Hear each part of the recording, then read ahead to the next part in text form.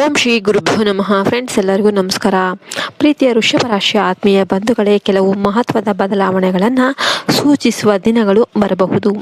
ಈ 31, 1, 2 ಈ 3 ದಿನಗಳಲ್ಲಿ ನಡೆಯುವ ಪ್ರತಿಯೊಂದು ಘಟನೆ ನಿಮ್ಮ ಮುಂದಿನ ನಿರ್ಧಾರಗಳ ಮೇಲೆ ಪ್ರಭಾವ ಬೀರುವ ಸಾಧ್ಯತೆ ಇದೆ. ಆದ್ದರಿಂದ ಯಾವುದೇ ವಿಷಯವನ್ನು ಆತುರದಲ್ಲಿ ತೀರ್ಮಾನಿಸದೆ ಶಾಂತವಾಗಿ ಗಮನಿಸುವುದು ಉತ್ತಮ. ನಿಮ್ಮ ಸುತ್ತಲಿರುವ ಜನರ ನಿಜವಾದ ಉದ್ದೇಶಗಳು ನಿಧಾನವಾಗಿ ನಿಮಗೆ ಅರ್ಥ ಆಗಬಹುದು. ಕೆಲವರು ನಿಮ್ಮ ಯಶಸ್ಸನ್ನು ನೋಡಿ ಸಂತೋಷ ಪಡುವರಂದರೆ, ಇನ್ನೂ ಕೆಲವರು ನಿಮ್ಮ ಪ್ರಗತಿಯನ್ನು ತಡೆಯೋದಕ್ಕೆ ಪ್ರಯತ್ನ ಮಾಡ್ತಿರಬಹುದು.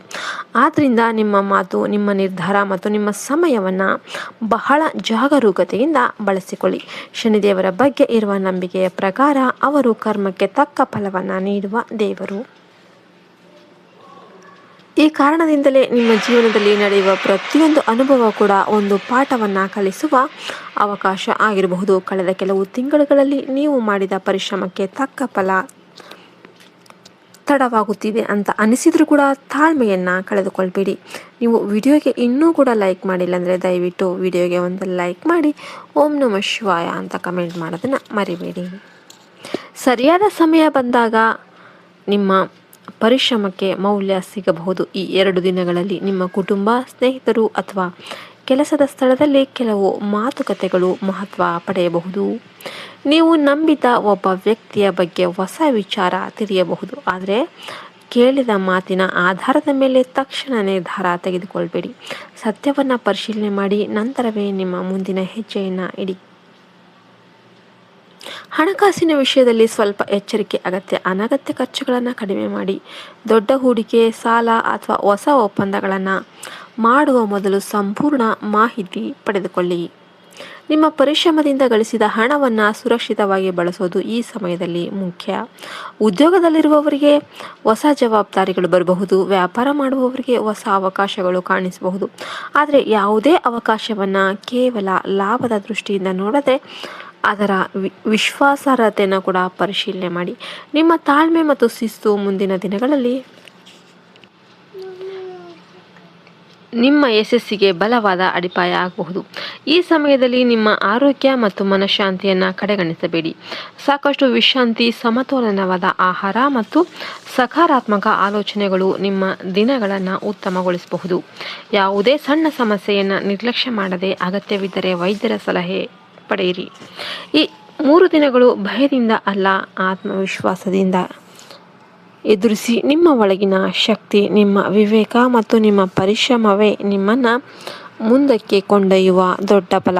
ಈಗ ಮುಂದಿನ ವೃಷಭ ರಾಶಿಯವರೇ, ಕಳೆದ ಕೆಲವು ತಿಂಗಳುಗಳಿಂದ ನಿಮ್ಮ ಜೀವನದಲ್ಲಿ ನಡೆದ ಘಟನೆಗಳನ್ನು ಒಮ್ಮೆ ನೆನಪಿಸಿಕೊಳ್ಳಿ. ನೀವು ಯಾರನ್ನಾದರೂ ಸಂಪೂರ್ಣ ನಂಬಿದ್ರು. ಕೆಲವು ಸಂದರ್ಭಗಳಲ್ಲಿ ಅದೇ ನಂಬಿಕೆ ನಿಮ್ಮ ಮನಸ್ಸಿಗೆ ನೋವನ್ನು ಉಂಟು ಮಾಡಿರಬಹುದು. ಆದರೆ ಪ್ರತಿಯೊಂದು ಅನುಭವ ಕೂಡ ನಿಮ್ಮನ್ನು ಕುಗ್ಗಿಸಲು ಬಂದಿಲ್ಲ, ನಿಮ್ಮನ್ನು ಇನ್ನಷ್ಟು ಬಲಿಷ್ಠರನ್ನಾಗಿ ಮಾಡಲು ಬಂದಿದೆ. ಜುಲೈ 30 ಮತ್ತು 31ರ ಸಮಯದಲ್ಲಿ ನಿಮ್ಮ ಜೀವನದ ಕೆಲವು ಸತ್ಯಗಳು ಸ್ಪಷ್ಟವಾದ ಸಾಧ್ಯತೆ ಇದೆ. ನೀವು ಇಷ್ಟು ದಿನ ಗಮನಿಸದೆ ಬಿಟ್ಟಿದ್ದ ಕೆಲವು ಸಂಗತಿಗಳು ಈಗ ನಿಮ್ಮ ಕಣ್ಣಿಗೆ ಬೀಳಬಹುದು. ಈ ಸಮಯದಲ್ಲಿ ನಿಮ್ಮ ಸುತ್ತಲಿರುವ ಜನರ ಮಾತಿಗಿಂತ ಅವರ ನಡೆನುಡಿಯನ್ನು ಗಮನಿಸಿ. ನಿಮ್ಮ ಯಶಸ್ಸನ್ನು ಹೃದಯಪೂರ್ವಕವಾಗಿ ಬಯಸುವವರು ಯಾರು? ಕೇವಲ ಅಗತ್ಯ ಬಂದಾಗ ಮಾತ್ರ ನಿಮ್ಮನ್ನು ನೆನಪಿಸಿಕೊಳ್ಳೋರು ಯಾರು ಎಂಬುದು ನಿಮಗೆ ತಿಳಿಯಬಹುದು.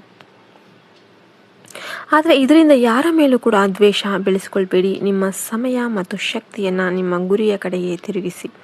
ಕುಟುಂಬದ ವಿಷಯದಲ್ಲಿ ನೀವು ಶಾಂತವಾಗಿದ್ದರೆ ಅನೇಕ ಸಮಸ್ಯೆಗಳು ಸುಲಭವಾಗಿ ಬಗೆಹರಿಯುತ್ತೆ.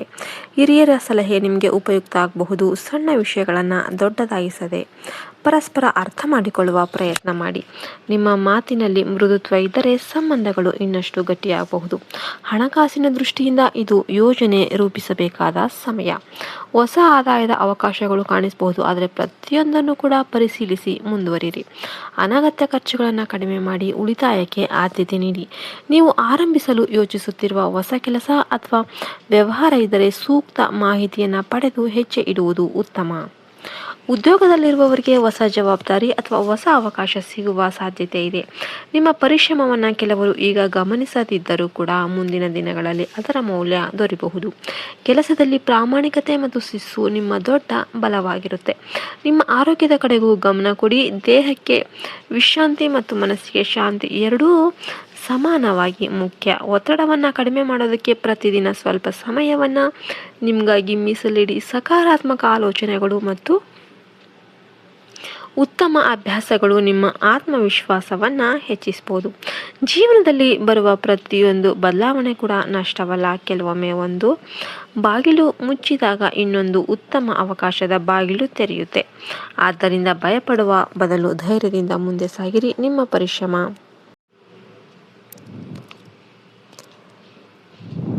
ವಿಶ್ರಾಂತಿ ಮತ್ತು ಮನಸ್ಸಿಗೆ ಶಾಂತಿ ಎರಡೂ ಕೂಡ ಮುಖ್ಯವಾಗಿರುತ್ತೆ. ದೇಹದ ವಿಶ್ರಾಂತಿ ಅನ್ನೋದು ತುಂಬಾ ಇಂಪಾರ್ಟೆಂಟ್ ಆಗಿರುತ್ತೆ.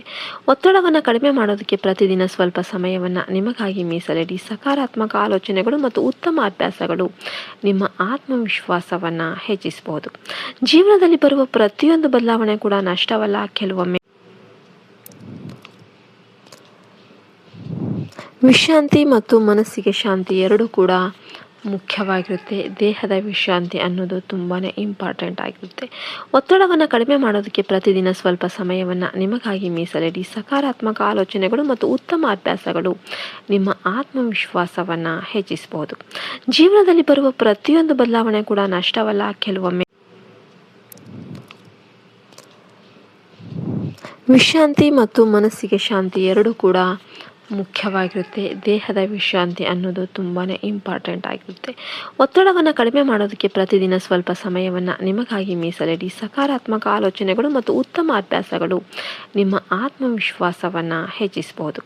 ಜೀವನದಲ್ಲಿ ಬರುವ ಪ್ರತಿಯೊಂದು ಬದಲಾವಣೆ ಕೂಡ ನಷ್ಟವಲ್ಲ. ಕೆಲವೊಮ್ಮೆ